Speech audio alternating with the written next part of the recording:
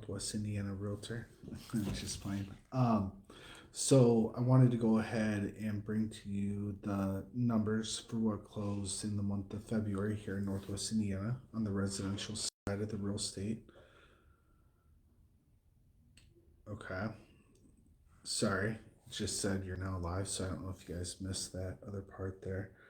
Um, so as you know, like previously, like we've had increases in closed transactions. The month of February, we actually saw a decrease of 3.73% compared to last year at the same time, which is the month of February. Um, Now, because we're seeing the decrease in transactions and volume, part of that's affordability. Everybody knows, like with the election, there was a lot going on. There's a lot of hesitation, things like that.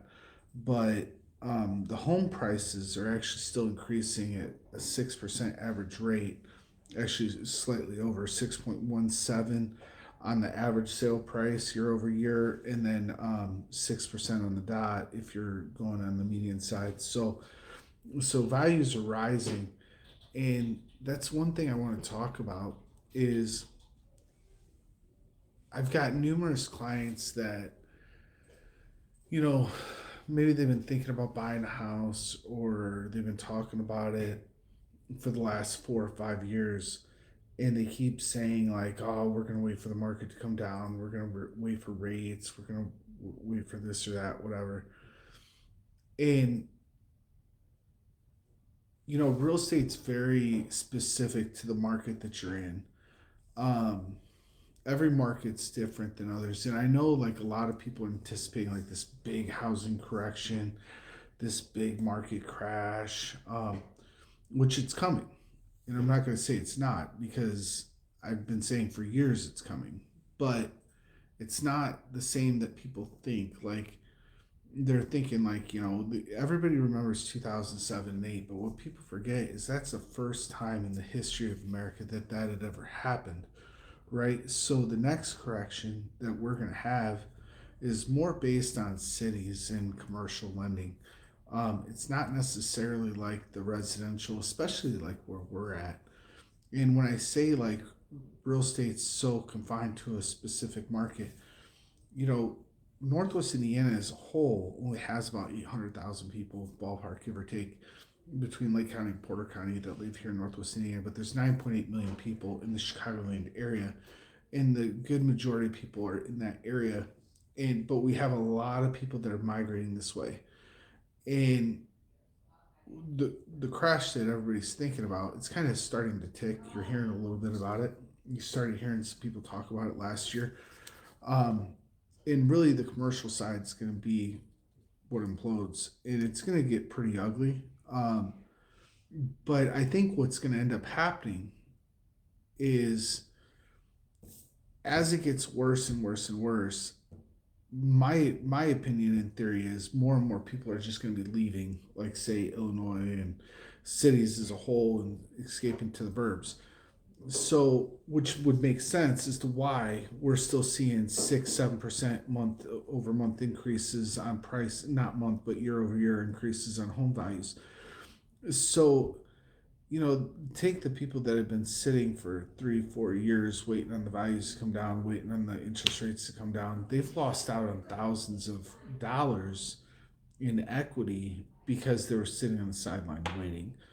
Um, it's just one thing to think about. I wouldn't wait too long if you are thinking about buying. Now the benefit is recently the rates have come under 7 on average, which is really good because they were about 7.25, 7.125, since about what, September, October. So it's a nice thing. The rates are kind of coming down. But another thing is, so I want to hear. So we're talking about home values, how they're going up. Now I know a lot of people say that they see homes coming down in price, and they are, and that's because people are overpricing those homes from the beginning. Um, I want to give you an example. So a year ago, in the month of February, 51.63% of homes sold inside of 30 days.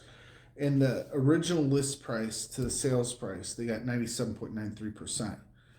This year, 97.88%. So basically the same. However, 40.71% sold inside of the first 30 days.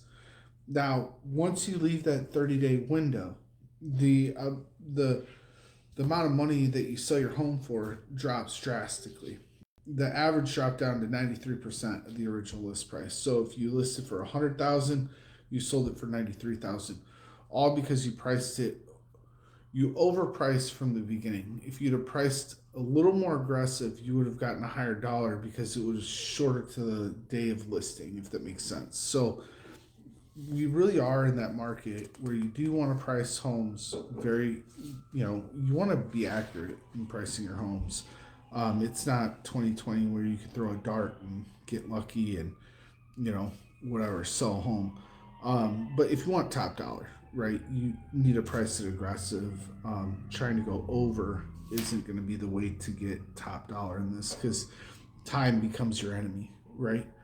Now, I want to go back to like how I was talking about cities and how there's going to be a lot of issues with lending and where there will be a correction in real estate. And I personally don't believe, at least here in Northwest Indiana, it's the uh, residential is going to have an issue. Certain markets we might have a little bit of an issue, but it's areas like Texas, Georgia, Florida, especially right now, depending on the community you're in Florida, because there are so many Airbnb buyers, investors, and institutional buyers picking up these properties. And what they did was they unloaded them all at one time. So some of these communities, I mean, 1,500% more homes for sale today than there were at any point in 2019, which is going to create a mass amount of inventory, and it's just going to tank value. It's really dumb what they did actually doing that. But so there are going to be issues, but we're not really that big developed area that's going to run into the issues. At least I don't see it. I see more people coming from Illinois than staying. So that's my 2 cents. But I appreciate you guys watching the video. If there's anything you want to know about like your specific neighborhood, maybe your town, um, really anything. I mean, I'd love to go ahead and help you answer your questions. Again, if you are thinking about selling your house, you really do want to price it to sell. Like, and I'm not saying like, hey, the comps are, say your house is worth 350, we need to list it at 340. It means if it's worth 350, we need to list it at 350, not try 375. Because the game of that, the time from that increase to get down to where we're at, it's going to end up making us get less than the 350, if that makes sense. Sorry, I'm still a little tired.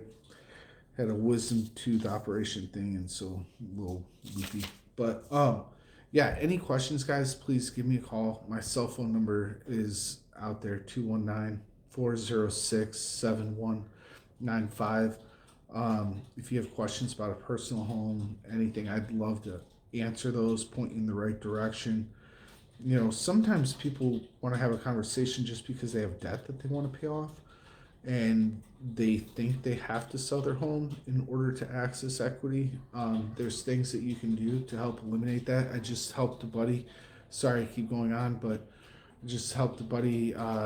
He's paying, I'm leaving names out, about $4,000 a month in expenditures, about $40,000 in debt. We were able to access equity of his home, eliminate those debts, right? So that his monthly payment went from about 4,000 down to, I want to say it was like 290 something, and then he can take the spread to put down to pay it off quicker. And so if he stayed on the path that he was going, he was going to be out of debt never. And by going in the direction of what we kind of set up for him, he will have it all paid back and the line of credit with interest, everything in 16 to 18 months is where it was coming out to. So I'm around for a bunch of different things other than just to sell you a house. So questions, like I said, I'm here. Again, my cell phone number 219-406-7195. If you guys want to know about something specific, send me a message and I'd love to make a little video for you. All right? Thanks. Not that I'm good at making videos. If you're good at it, let's collaborate. Maybe we can get something going here because I'm not good at all. But bye, guys.